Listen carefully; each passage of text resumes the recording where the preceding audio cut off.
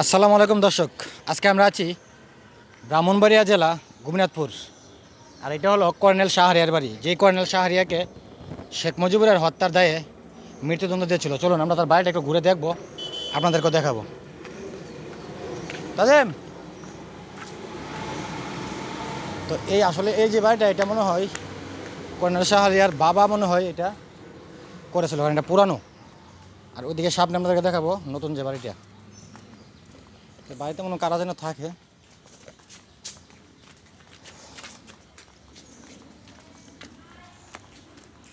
Wow, অনেক সুন্দর জায়গাটা।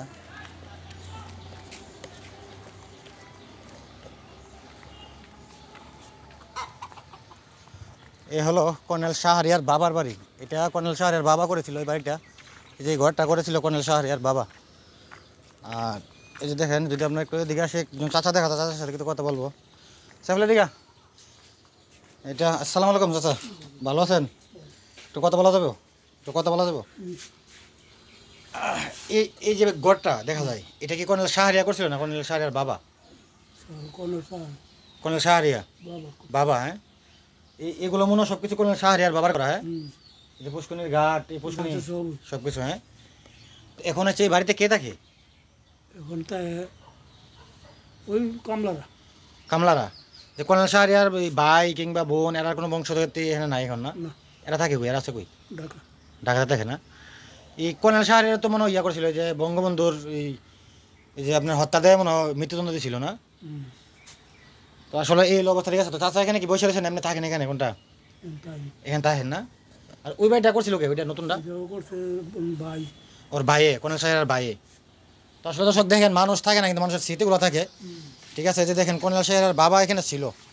তো আসলে বিষয় যে কি, আমরা অনেক সময় দেখা যায় আমরা থাকবো না, কিন্তু আমাদের কথাগুলো থাকবে। আর বিশেষ করে আমাদের অনেকেই বিশেষ করে আমাদের গ্রাম মিরতলার গ্রামে অনেক টাকাওয়ালা মানুষ আছে, যারা কিনা আমাদের গ্রামেই থাকে না। তাদের বাড়িঘরও এরকম একটা সুবিধাজনক না। কিন্তু এখান থেকে কিন্তু কর্নেল শাহরিয়ার বাবা কিন্তু অনেক আগে চলে গেছে। অথচ আমার মনে হয় যে এই বাড়িঘরগুলো কয়েকশো বছর এগুলো স্মৃতি হয়ে থাকবে।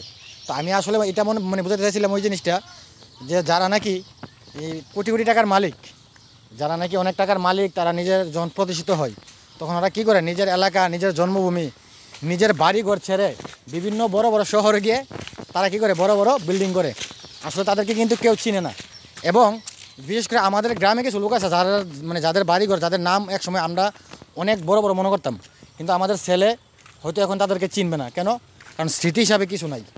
তো যাক, এটা হলো এই যে কর্নেল শাহরিয়ার ভাইয়ের যে নতুন বাড়িটা, এটা ঠিক আছে। এই যে বাড়িটা কত সুন্দর করে করছে। তা আসলে আমি চাইতেছি আমাদের ব্রাহ্মণবাড়িয়া জেলার বিভিন্ন রাস্তাঘাট, বিভিন্ন গ্রাম, যে যত সৌন্দর্য আছে, ওই সৌন্দর্যকে নিয়ে আমি তুলে ধরার চেষ্টা করতেছি। যারা আমাদের এই ভিডিওগুলো দেখেন, প্রতিনিয়ত ভিডিওগুলো শেয়ার করবেন, ঠিক আছে, সাথে থাকবেন। কারণ আমি চেষ্টা করব ব্রাহ্মণবাড়িয়া জেলার প্রত্যেকটা গ্রাম আপনাদেরকে দেখানোর জন্য। তো চলুন, যেহেতু এদিকে আগে যাই না, এদিকে একটা বাইবস আছে, আমরা দেখতে যাই, একটু দেখেন জিনিসটা দেখেন।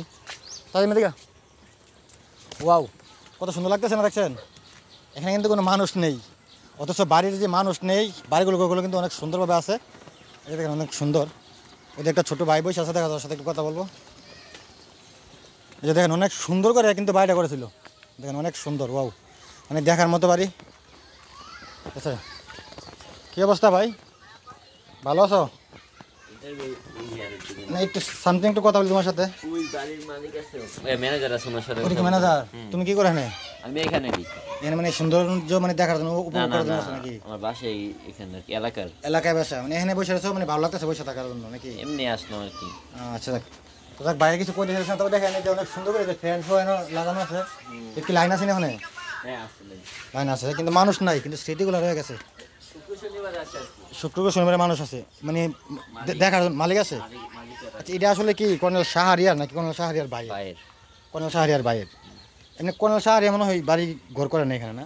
শাহরিয়ার বাড়ি ওইটা ওইটা না, ওইটা শাহরিয়ার বাবা যেটা মানে করছিল আগে, আর এটা শাহরিয়ার ভাইয়ের। আচ্ছা, এদিক দিয়ে একটা রাস্তা ছিল না? আমি সঠিক জানি না বলতে কে গুন্ডা করছে, কিন্তু এটা হেলাল খানের আর কি, এটা তো অনেক আগের বাড়ি ঘর। আচ্ছা, চলুন আমরা যেহেতু আপনাদেরকে সৌন্দর্যটা দেখাতে আসছি বা বাড়িটা দেখাতে আসছি, বাড়িটা দেখেন, ওয়াও, অনেক সুন্দর লাগে। আর বিশেষ করে এই জায়গাটা অনেক সুন্দর লাগে, ঠিক আছে। এই যে দেখেন, এই জায়গাটা অনেক সুন্দর। তো আমি আসলে ওই জিনিসটা বলতে চাইলাম যে আমাদের গ্রামে অনেক টাকাওয়ালা মানুষ আছে যাদেরকে আমরা হয়তো তাদের বাবার নাম চিনি, তাদেরকে চিনি, কিন্তু আমাদের ছেলেমেয়েরা ভবিষ্যতে চিনবে না। কেন? কারণ কোটি কোটি টাকার মালিক হলে কি হবে, তার এলাকায় কোনো কিছু নাই স্মৃতি হিসাবে। ঠিক আছে, আর এই যে দেখেন কর্নেল শাহরিয়া, আমার মনে হয় কর্নেল শাহরিয়ার নামটা ব্রাহ্মণবাড়িয়া জেলার মধ্যে, শুধু ব্রাহ্মণবাড়িয়া জেলা না, এটাকে পুরো বাংলাদেশে কিন্তু জানে কর্নেল শাহরিয়া কে বা কী ছিল। ঠিক আছে, আর এই যে তাদের যে বাড়ি ঘরগুলো, এগুলো কিন্তু শত বছর আপনার এগুলো কী হবে, স্মৃতি হয়ে থাকবে। দেখেন অনেক সুন্দর যে জায়গাগুলো, দেখেন কত সুন্দর, অনেক বিরাট এরিয়া নিয়ে এসে দেখেন, অনেক বিরাট। এই যে এটা হচ্ছে পিসারি, এটা পিসারি আপনার, আর এই দেখেন অনেক সুন্দর। ঠিক আছে, তো আমি আসলে আপনাদেরকে এই বাড়িটার ড্রোনের মাধ্যমে ভিডিওর মাধ্যমে দেখাবো। যেখানে দেখেন কুকুর দেখা যায়, কুকুর মনে হয় পালে সম্ভবত, এই যে এদিকে।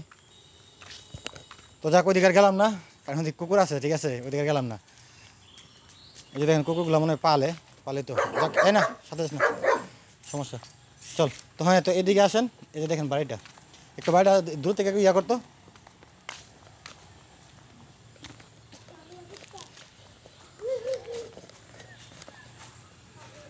এই যে উপরে কি লেখা, মাহবুবা লাল কুটির, এটা কি তার লাল কুটির, মাহবুবালয় লাল কুটির। তো দর্শক, আসলে এই হলো অবস্থান। ঠিক আছে, কর্নেল শাহরিয়ার বাড়িটা আপনাদেরকে দেখাতে চাইছিলাম। সাইফুলের দিক থেকে করতো, এই যে হয়তো আমরাও একসময় থাকবো না, হয়তো আমিও থাকবো না, কিন্তু আমার স্মৃতি হয়ে থাকবে। এই যে কর্নেল শাহরিয়ার বাড়িটা নিয়ে ভিডিও করে গেলাম। আর আপনার ভিডিওটা বেশি করে শেয়ার করবেন, যারা বিশেষ করে ব্রাহ্মণবাড়িয়ার, কারণ এটা কিন্তু কর্নেল শাহরিয়ার নামে কিন্তু ব্রাহ্মণবাড়িয়াটা একটা অনেকটাই উপরে উঠেছিল।